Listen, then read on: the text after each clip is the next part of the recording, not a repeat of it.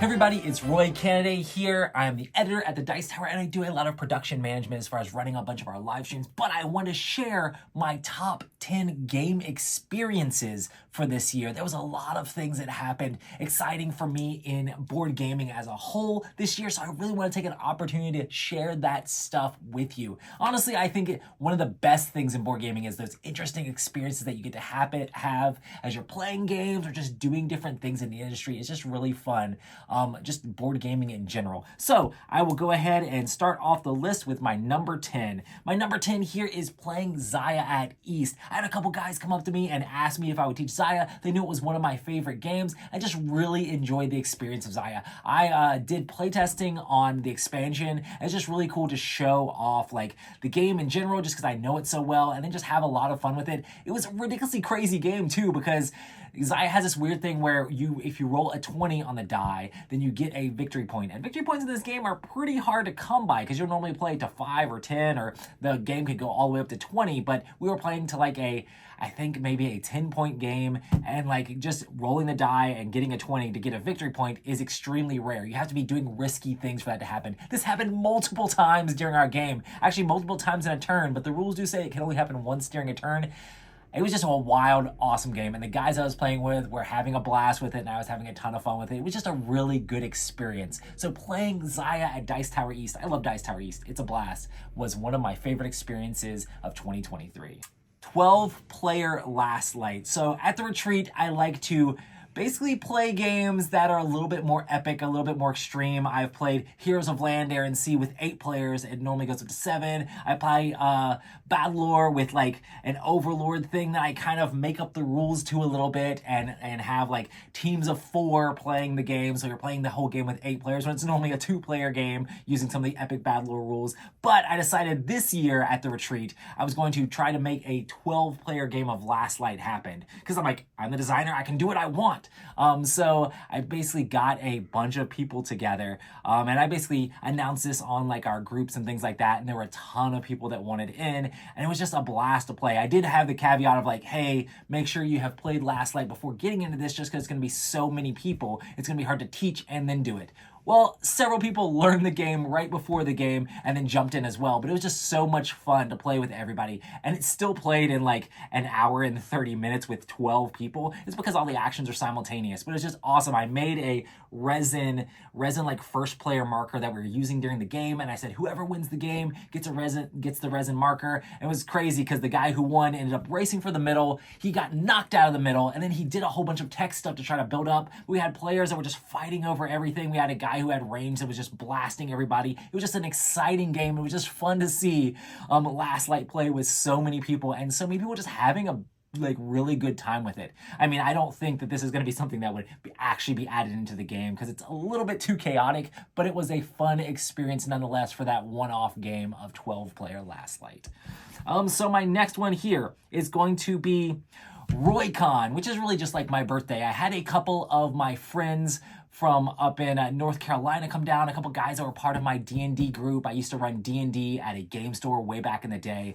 These are my friends that would always come over to like birthday game days and Christmas game days and play Twilight Imperium with me, all sorts of crazy exciting stuff. They came down here to Miami or to Homestead and they hung out with me at the studio. We ended up having a bunch of like Cuban food and like hanging out, eating tacos and like just playing board game after board game after board game after board game. It was like nonstop. I got to introduce them to Last Light. I got to introduce them to Thunder Road. It was a lot of fun just showing them all the really cool hot games I've been able to play and just having the access to play those games here at the Dice Tower. It's just refreshing to like play games like with my old game group. It's just a lot of fun, especially because they like that cutthroat, Ameritrash, throw stuff in your face, story games, all sorts of exciting stuff because they're D&D players. It makes a lot of sense. Anyway, so Roycon was a huge highlight of my year. It's just a really good experience. My number 7 is going to be the World Series of Board Gaming. I'd never been to the World Series of Board Gaming, and I was like pleasantly surprised. There was tons of competitors there competing to be the best in their games, like for like the best at these games for the world, and they had these awesome like prizes and rings and things like that. But beyond the competition, like all the people that worked for World Series of Board Gaming were amazing. amazing. It was really cool to like work behind the scenes with Chris George and like hang out with like the team there and see how everything worked. And then John, who like puts everything together, is like such a super nice dude. It's just really awesome to see how everything worked together there. And then just like seeing all the games being played at such a high level is just really cool. Even though I haven't competed in games for like a long time, it's just cool to see how much camaraderie everybody, even all of the competitors, had with each other. Like there was no like hard feelings or like nastiness. It was just people playing at like the peak performance in these games, which was just really cool to see. And it was really cool for the Dice Tower to be behind the scenes and like putting all that stuff up on the channel and being a big part of that was really awesome. And then also being able to like play games in the open game area, it was really cool. I got to play Last Light with the guys from Shut Ups and Sit Down, was awesome. I got to play with our family plays board games. I got to play with Grant from Grant's Games Rex, Danielle. There was tons of amazing people that I got to teach my game to, so that was really cool. And John was super awesome for allowing that to happen. And then also just playing games in the open gaming area. Like even if you don't want to compete in a board game, it's still really fun to check out like the open games, and the Dice Tower West library is there. There's a ton of games to play for fun. So while maybe your significant other is playing in a tournament or one of your friends is playing in a tournament, there's tons of awesome games to play. It's just super fun just having all these awesome casual games. They also had vendors there as well with lots of cool products to buy and check out. And of course it's in Vegas, which was a blast, like hanging out with all the Dice Tower crew in Vegas and doing a bunch of different stuff with a bunch of people there, which is so much fun. I really enjoyed World Series of Board Gaming, and you guys should definitely check it out if you're interested at all. It was just a ton of fun. So one of the amazing experiences that I had in 2023. The next one here is Freelancers. I really enjoyed Freelancers. I thought it was just a crazy game. That this game is the epitome if you're gonna have like an experience list, because the game is an experience. I love D&D, I love role-playing stuff, and this was kind of like gives you a little bit of that feel, but it's just so funny. Like the humor that Plaid Hat put into this with all of the voice acting. The voice acting is amazing. It's so silly. It's so fun. It has a lot of like dark, interesting humor. It's just cool to go through the different stuff. It's just a great experience to have together. You get to have a character that you mash up, that you get to name, that has all sorts of different stuff. It's really simple to play and just a lot of fun building on those stories together and going through the adventure. So Freelancers was an amazing experience for me for 2023. The next one here is Robot Quest Arena. I had so much fun playing Robot Quest Arena, not only with my kids, but then also with a bunch of friends. It was just really cool to see how this game works, and it's just so much fun being able to battle it out with these robots. You're basically deck building and having different robots, building them up, and then just smashing each other in the face. And if you get knocked out and die, it doesn't matter, because you're just gonna respawn, and you're just trying to take out as many people as you can, get as many points as possible, and the life points that you're stealing from other people is points, but you want to be the person that knocks them out, so you get even more points. It's just so much fun, and seeing how our friend group kind of like took off with this and just really enjoyed it. And then also playing this with my kids was just a lot of fun. So I've just really enjoyed playing Robot Quest Arena, one of my favorite games, and one of the amazing experiences I had this year. Number 4 here is just playing games with my kids in general. Like I have kids all the way from age 10 all the way to age 5, and it's just being so cool seeing how they've progressed in gaming in general. I played so many games with my kids this year. It's just cool to see my oldest is like now playing Magic the Gathering and understanding a bunch of the combos, and we're just playing back and forth. He's playing Pokemon now and like being like, okay, I'm gonna retreat this character and put this character out and like do this to draw more cards so that way I can get this combo to work together. And just seeing how he's really grokking games. And like I started playing games like around his age or maybe even a little bit older, and just how many games he's played already at his age is just, it's just awesome to me, just seeing how much he's progressed in gaming. And with Scotty and Violet, I've played a bunch of games with them over the years, but it's just been really so cool to see Emma and Logan really getting into games also. Like they're always asking to play games. They love playing games. And it's so cool to see Logan, how much from where he used to not be able to like take turns or be able to understand much at all, he's now like loving to play the game and doing great in the game and understanding a little bit of the strategy here and there, and like just doing great with everything. And we're teaching good sportsmanship. We're teaching like puzzle solving and like figuring out logic and all these things. I think if you're not playing games with your young kids, like you're doing them a disservice, because it's just so awesome to play games with them on their level that they're going to be able to take those skills and kind of like grow them into other things in life as they go along. And they're going to be able to play more and more games as time goes along. It's just so fun to like come around the table as a family and play these games. We normally play on the floor a lot, especially when we're playing kids games, but come around the floor and play games together, just making those memories and having a fun time. I remember doing that when I was a younger kid, and I just continue to carry that on with my kids as well.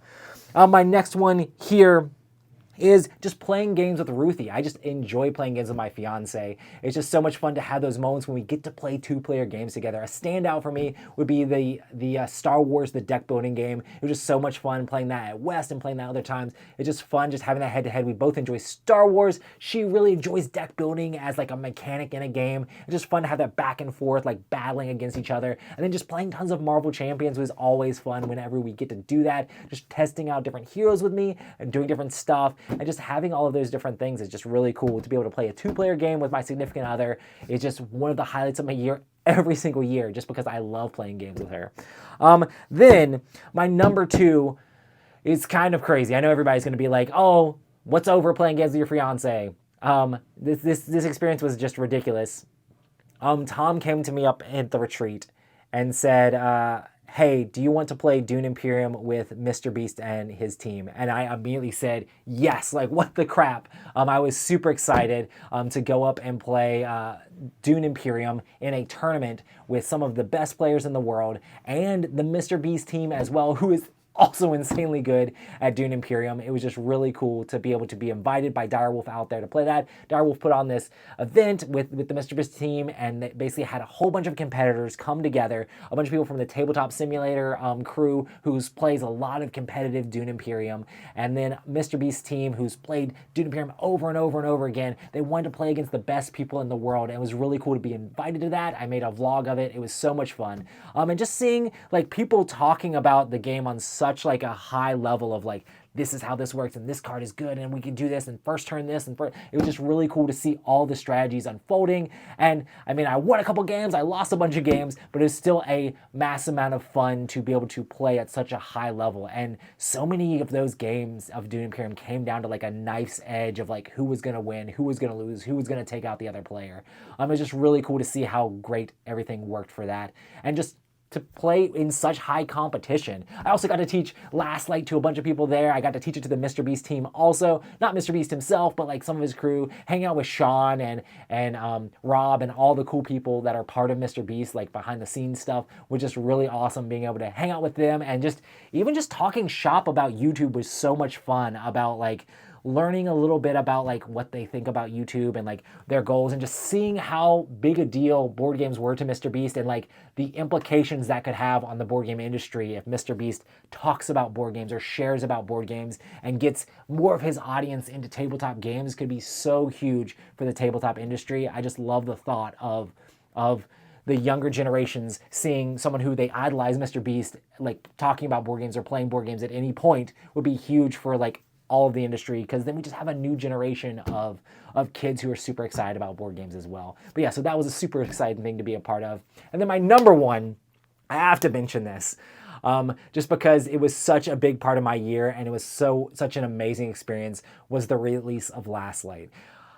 It was crazy. The first time you could actually get the game was at Gen Con. We had people running for the booth every single morning. It was just ridiculous to see. And then how the game has been received, review after review. So many people saying positive things about the game. It's just been crazy to me. And then all of the backers getting their copies of the game has been so awesome. Just seeing everybody getting their copies to the table. And then it's like basically every single weekend now, I have people tagging me in pictures, telling me that they got their game, telling me that they're playing with their friends. And another thing is like, it was the number 1 played game at Board Game Geek Con, which was just mind-blowing to me, because I wasn't even at Board Game Geek Con, and hearing people say people are playing it everywhere, and seeing pictures of people that are like my like seasoned veteran gamers that are like really big into board games because they're at Board Game Geek Con, like guys that are like my dad's age playing around a table, playing my game is crazy to me. And then on the opposite side of that, seeing brand new families sending me pictures of them playing Last Light around the table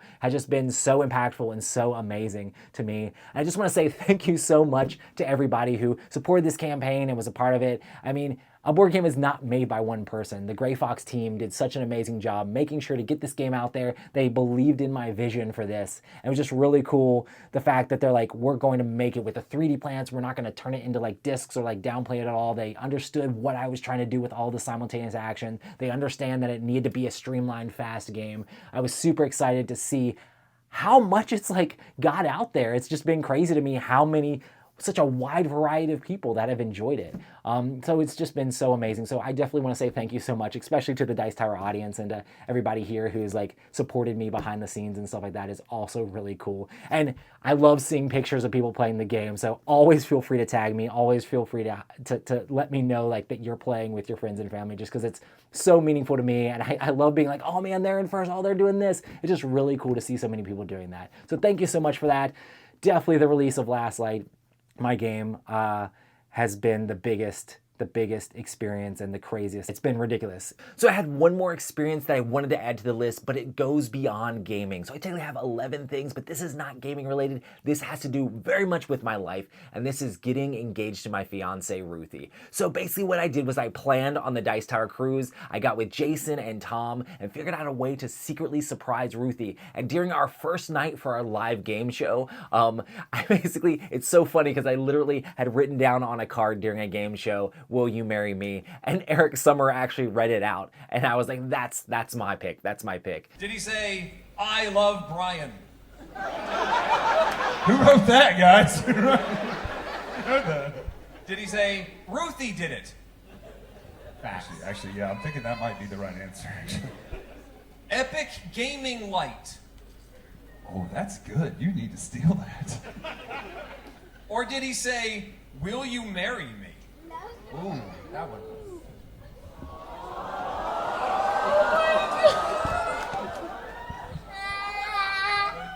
Come down.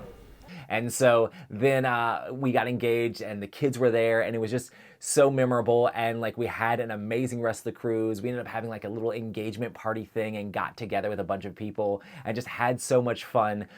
Just this entire thing was just a blast, and it's definitely one of the most meaningful things that's ever happened in my life. Like I love like my relationship with my fiance, and it's just so much fun to like be able to surprise her in a unique way and then just have her be glowing the entire trip was so awesome. And I worked really hard to like pick out a ring that she would really enjoy and like set everything up. And I mean, we're planning on getting married in October. I'm super excited about that. So 2024 is going to be an amazing year. I hope everybody out there has been enjoying all the videos here on the Dice Tower on Winter Spectacular. That's such a huge part of my life, is putting together a lot of stuff and working with the team here to make sure we have reviews going up and live streams going up. So I hope you guys all had an amazing 2023, and I hope that 2024 is going to be even more awesome for you. Anyway, I've been Roy Cannaday, and I'll see you on the next one.